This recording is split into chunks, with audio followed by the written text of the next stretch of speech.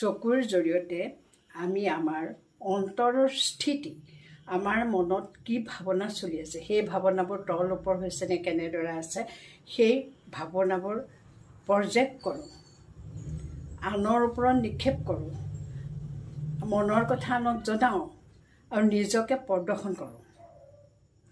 আমাৰ মনৰ বৃত্তি, স্বভাৱ, গুণ এইবিলাক বাহিৰত দৃষ্টিৰূপে প্ৰকাশ পায়। ই আমাৰ মনৰ ভাৱনা। আনে আমাৰ মনৰ ভিতৰত কি চলি আছে তাক সহজে ধৰিব পাৰে।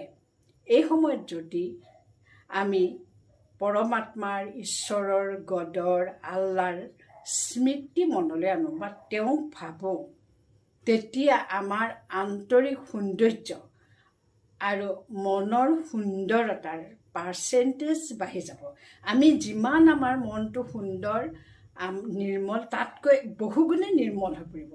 কাৰোবাৰ কাৰণে আমি ভাল কিবা এটা ভাবিছোঁ, কিন্তু তাতকৈ আৰু ওপৰত আমাৰ ভাৱনাবিলাক ওপৰলৈ গতি কৰিব। আৰু যিজনক সেই দৃষ্টি দিওঁ, তেওঁ সেই শুভ ভাৱনা, শুভকামনা আনন্দৰে, আন্তৰিকতাৰে গ্ৰহণ কৰিব। আৰু আমাৰ মাজত যদি কেতিয়াবা মতানৈক্যও হৈ আছিল, সেই মতানৈক্যবোৰ তেওঁ সেই সময়ত মনৰ পৰা সম্পূৰ্ণ এৰি দিব। ধন্যবাদ।